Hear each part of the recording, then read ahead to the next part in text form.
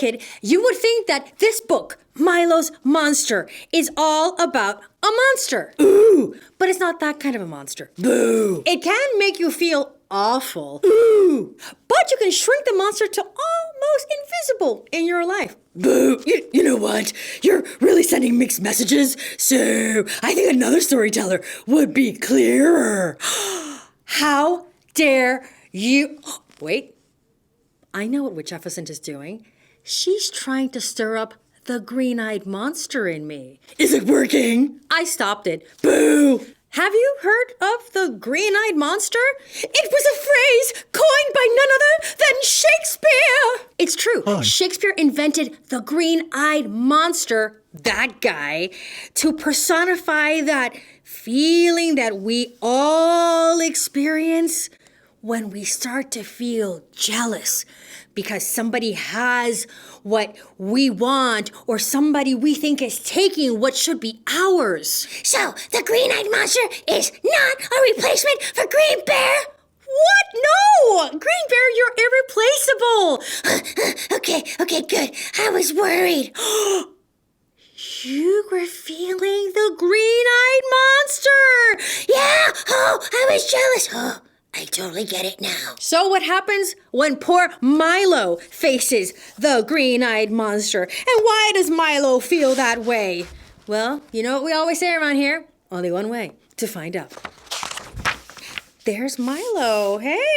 That ice cream also looks delish. I wonder where he's off to. Oh, okay. This must be where Milo lives.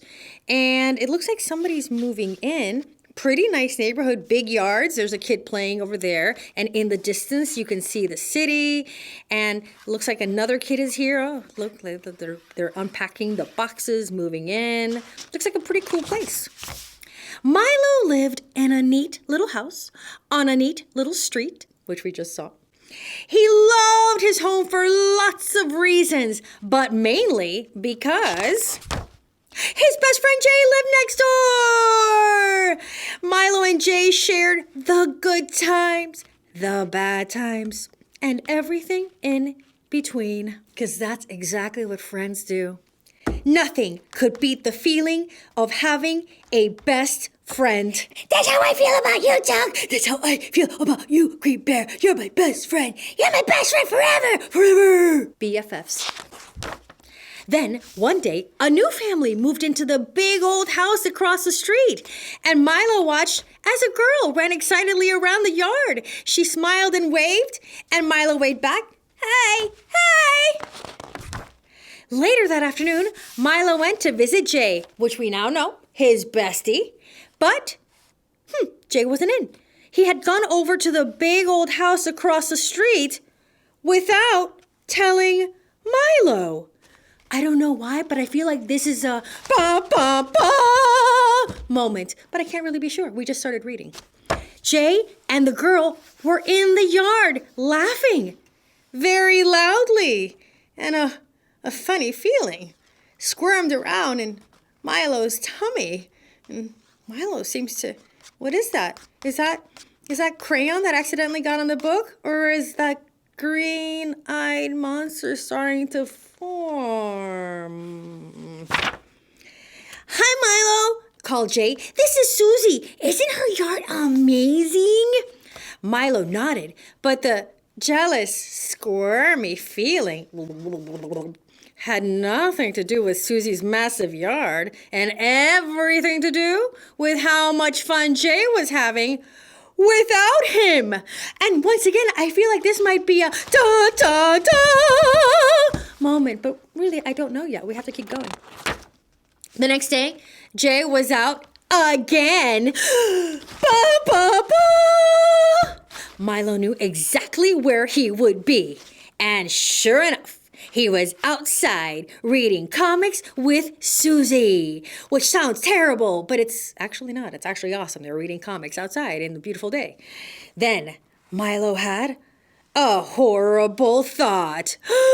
What if Jay didn't want to be best friends with him anymore? That is for sure a ba-ba-ba feeling. And suddenly, the little bit of green and the little bit more green has suddenly become a swirling monster around him. The squirmy feeling took over completely. And as it did, something very strange happened. A green-eyed monster popped up, boom, right beside him. Oh, welcome. It's not fair, muttered the monster. It's not fair. Are those 3 words famous or what? It's not fair, muttered the monster. Jay is your friend, not Susie's. From then on, the green-eyed monster wouldn't leave him alone. Whenever he saw Jay and Susie laughing, the green-eyed monster said they were making fun of him. They're making fun of you. And whenever he saw them playing, boing, boing, boing, boing, the monster hissed that they were having more fun without him. They're having more fun without you. Oh my goodness. This monster is just all up in his ear saying, well, you know how they say whispering sweet nothings? This is the opposite of that. Every time Milo saw Susie and Jay together, the green-eyed monster made him feel terrible. I can't even tell what he's saying, but you know it's bad. So Milo decided to stop seeing them at all. If they came to his house, he pretended to not be in. But look who's there. If he saw them at the park, he would hide. But look who's there. And if either of them asked what was wrong, Milo just said nothing and turned away. Day after day, he walked around with only the miserable mutterings of the green-eyed monster for company. And you know, that would make anybody cranky to be hearing that all day long. Until one day, what happened? Susie tapped him on the shoulder. Why aren't you and Jay friends anymore? She asked. He really misses you. And she looked very upset. And Milo genuinely looked surprised because this guy right there had convinced him that Jay didn't want him anymore. But Jay's missing him. And Susie just jolted him awake. The monster said it was a trick. It was just a trick. That Susie was lying. Lying. But Milo shook his head. You go, Milo. It was time to get rid of that pesky monster once and for all. Yes. No. Yes. Milo shut his eyes tight. He took a deep breath. Let's take it with him. Yeah, because we're going to need our focus and strength for this one. And he tried to force the bad feeling away. The green-eyed monster protested and muttered mean words. Mean words. But his voice became quieter and quieter and quieter.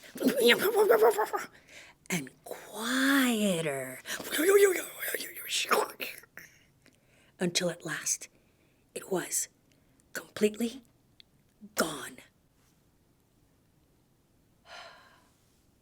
Peace and quiet.